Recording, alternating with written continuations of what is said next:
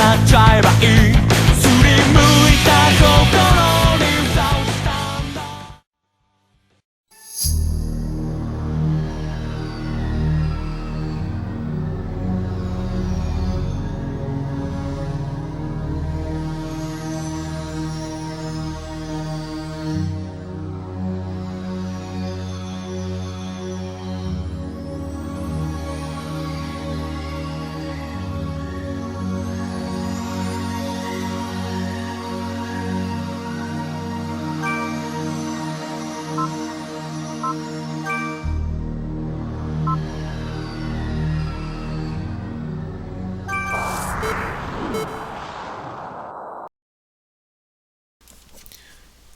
Alright guys, I've got a battle here with a rather interesting Japanese trainer. One of the few trainers that I've seen that hasn't really run a ton of OUs and Uber Pokemon. Well, in our area they're considered OU and Uber.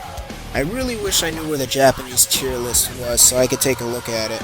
But I haven't been able to find it, so oh well. Anyway, I start with my Jinx, they start with a Medicham. Now, Medichams are famous for their high jump kicks, but I'm going to keep Jinx in anyway, just to get whatever damage in as possible.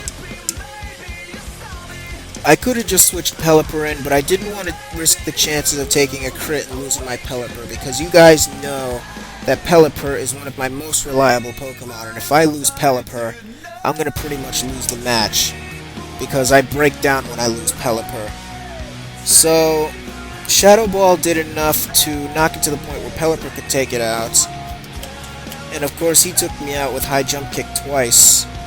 I don't know how accurate that move is, but its chances of missing I think are decent. But anyway, I'm going to stockpile predicting the switch because Scarf Medichams like to carry Thunder Punch. So if I'm going to take a Thunder Punch, I'm going to need to stockpile up. He goes into Golduck now. So, well, Golduck can't really touch me. Most Golducks are usually physically based. Some are mixed based, but they never carry hidden power electric or anything like that. He's gonna Ice Beam me. That's gonna do about, that was about a fifth of damage. I'm gonna stockpile. Leftovers is gonna recover. That'll change it to about a sixth.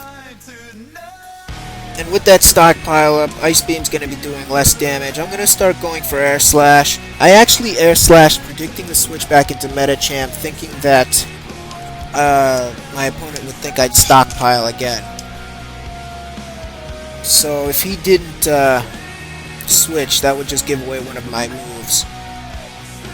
I don't like how long this takes.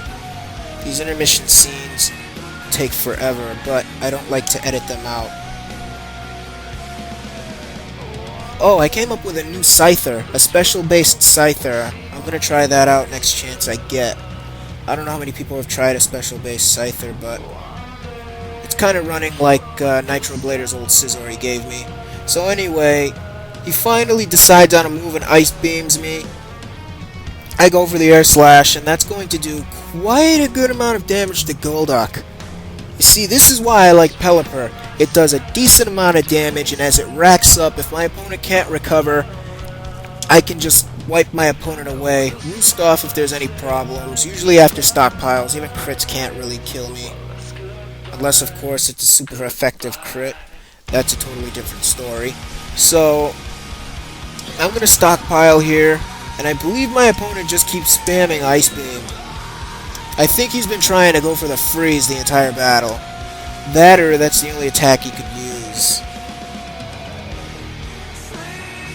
Most Golducks I know run Hypnosis, Aqua Jet, Cross Chop, and Ice Beam. Some carry Surf. Judging by how this Golduck keeps using Ice Beam, I'm going to assume that this is one of those Aqua Jet, cross-chopping, Ice Beam surfing Golducks. That was so complicated, I did not have to say all that. But anyway, my opponent I believe switches this turn. Oh no, he keeps spamming Ice Beam. That's right, this is the battle where they kept spamming Ice Beam. When I kept seeing that, I was thinking either that was his most effective move, or he's just trying to get the freeze, or it could be both.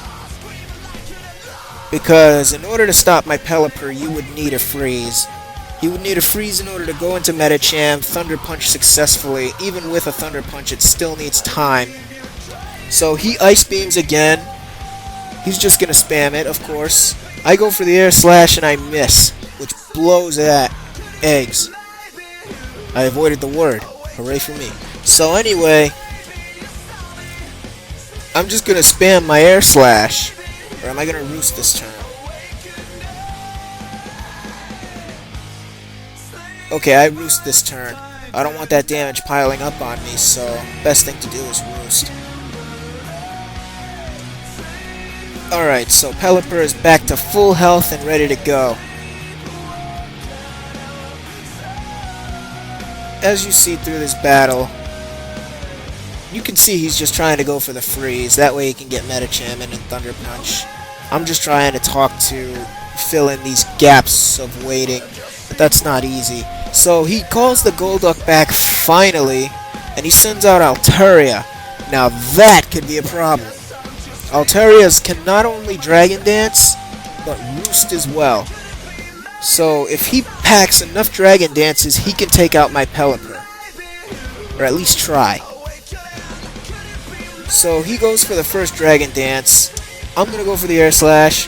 That's going to do about 1/4 of damage. At this point, he could just roost off the damage. But he got cocky here, went for a Dragon Dance. I would have actually roosted this turn. Because this Air Slash got a crit. And completely annihilated his Altaria. That was actually a lucky break on my side. Though I think I could have handled it with Golduck. Well, actually, no, not if it locked itself in Outrage. But either way, he goes into Medicham now. The Medicham goes for a Zen Headbutt. So, that left me to believe he didn't have Thunder Punch.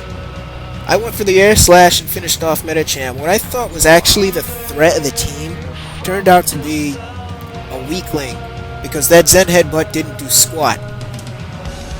That's the first time I've seen a Medicham without Thunder Punch.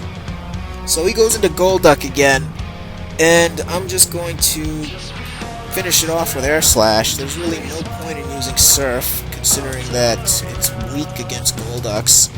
He goes for Hidden Power. I have no idea what Hidden Power that is. It hit me neutrally, so I'd have to say it was Grass, most likely. Then again, it could be any Hidden Power. Let me see. Yeah, I'd gamble on Grass, most likely. Yeah, I'd definitely say Grass for those Water Absorbers. But anyway, I hit him with Air Slash. That's going to take out the Golduck, and that's going to end the game. So that's it, guys. I will see you next time.